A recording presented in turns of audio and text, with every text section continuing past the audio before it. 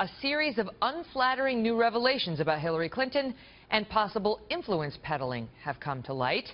And there are new reports now from campaign insiders that Mrs. Clinton plans to, quote, run out the clock, largely ignoring these controversies until the voters go to the polls.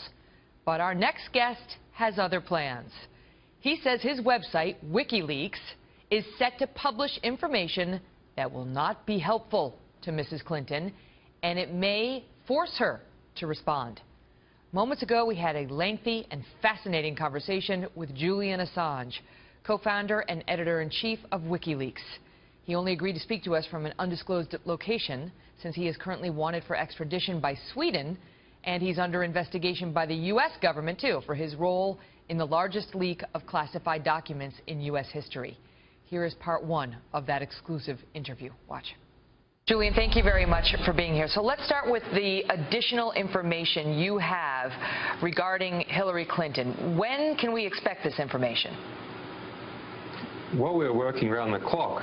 We have received quite a lot of material, stimulated, of course, by the U.S. election process and by our major DNC revelation, which has now led to the resignation of 5 top officials in the DNC, including Debbie Wasserman Schultz, the president, the last one late last week. So, you know, it's a complex business what we do. We have to assess the veracity. We have a perfect 10-year record so far in never getting it wrong. We want to keep that reputation, understand how things should be formatted, what media we should be involved in, what is the best way to stage it out.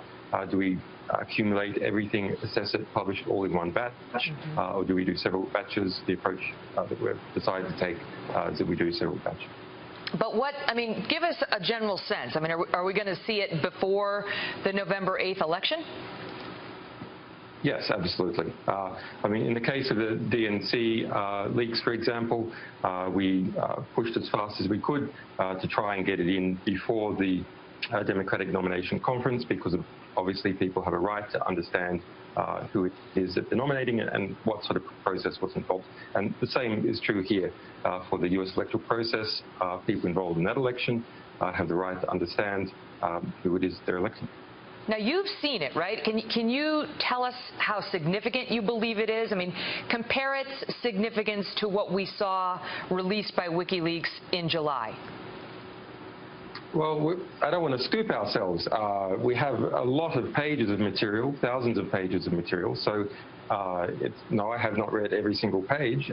We're hard at work in doing that, trying to understand, etc. I don't want to give the game away, but it's a variety of different types of documents from different types of institutions that are associated with the election campaign.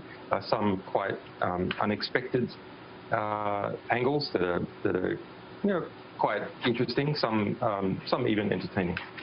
Do you know, right now, according to the average of all polls, she's beating Donald Trump by 5.5 points nationwide.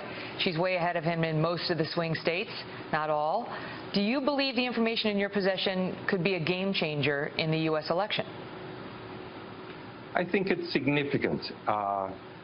You know, it depends on how it catches fire in the public and in the media.